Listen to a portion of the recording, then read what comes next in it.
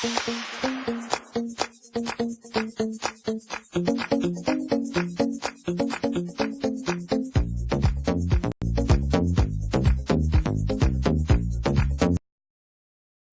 State claims it was behind Westminster terror attack. Islamic State has claimed it was behind the Westminster attack, the Amaq news agency, linked to the group, has announced. In a tweet, the agency said, "A soldier for the Islamic State carried out the operation in answer to calls to target the people of coalition states." The phrasing suggests the attacker was inspired by Islamic State, and had not been directly trained by it. Theresa May has told Parliament that the perpetrator was a British citizen who was known to police and security services. In a statement in the House of Commons, the Prime Minister said the attacker was a peripheral figure who had once been investigated by MI5 over concerns about violent extremism. She said, "His identity is known to the police and MI5, and when operational considerations allow, he will be publicly identified.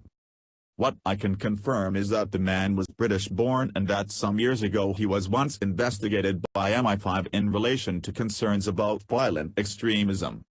He was a peripheral figure. The case is historic. He was not part of the current intelligence picture. There was no prior intelligence of his intent or of the plot."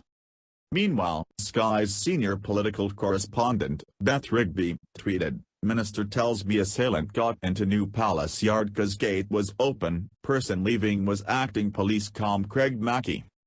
8 people have been arrested during raids in London and Birmingham, linked to the terror attack in Westminster.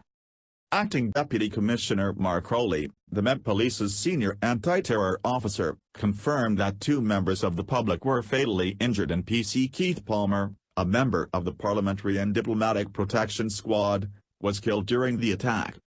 Speaking outside New Scotland Yard, he said a woman in her mid-40s, identified as Shafraid, and a man in his mid-50s had died from their injuries after they were hit by a car on Westminster Bridge. The man has not yet been identified. Another man who died has been named as U.S. tourist Kurt Cochran. Mr. Rowley said 29 people had been treated in hospital, with 7 people in a critical condition.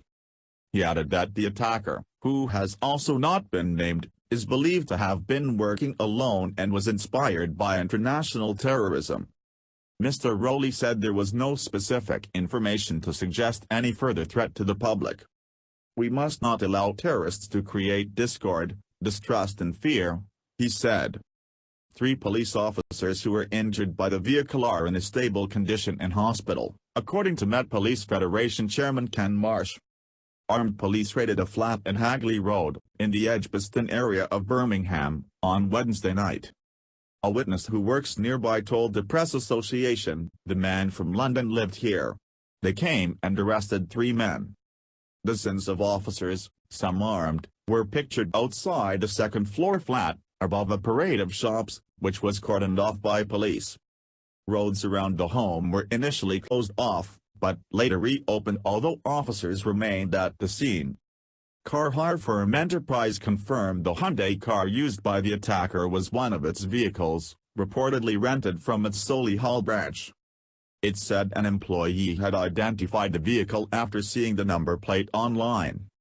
The suspect, armed with 2 knives, drove into pedestrians on Westminster Bridge before crashing into railings in front of Parliament at around 2:30 p.m. on Wednesday. He was shot dead after going through a gate towards the Palace of Westminster and attacking PC Palmer. Following the attack, the Prime Minister said the UK's terror threat level would remain at severe. Mr. Rowley said leave had been cancelled to allow for an increased police presence in London. The House of Commons and House of Lords sat at their normal times on Thursday. MPs in the Commons stood to observe a minute's silence at 9:33 am, a time chosen to commemorate PC Palmer, whose shoulder number was 933. Defense Secretary Michael Fallon said the working assumption is that the Westminster attack is linked to Islamic terrorism. He said security arrangements at Westminster will be reviewed to look at whether they are adequate and whether police at the front gates should be armed. In a message to the Metropolitan Police's acting commissioner, Craig Mackey, the Queen said her thoughts, prayers, and deepest sympathy are with all those who have been affected by yesterday's awful violence. The Archbishop of Canterbury, the Most Reverend Justin Welby, told the Lords that the attack had been carried out by someone with the perverted, nihilistic, despairing view of objectives of what life is about and society is about that could only be fulfilled by death and destruction. The former U.S. President, Barack Obama, tweeted, "My heart goes out to the victims and their families in London. No act of terror can shake the strength and resilience of our British ally." Sadiq Khan, Mayor of London, said a candlelight vigil would be held in Trafalgar Square on Thursday evening. He told Sky News, "It's not the first time terrorists have attacked our city. It's not the first time, I'm afraid. Londoners have tragically lost their lives and been seriously injured. It's not the first time people have tried to divide our communities and destroy our way of life. But I tell you what, in the past we have risen, we've shown our resilience, we've returned to work and returned to normality. We have done it in the past and we will do it again now." Andrew Parker, Director General of MI5, said the security services' operational response had been fully mobilized. He said, "The thoughts of the men and women of MI5 are with the families of those killed in Westminster yesterday, and with the other innocent people injured in this appalling and disgusting attack." Earlier reports had said 5 people, including the attacker, had been killed, but police confirmed a total of 4 on Thursday morning.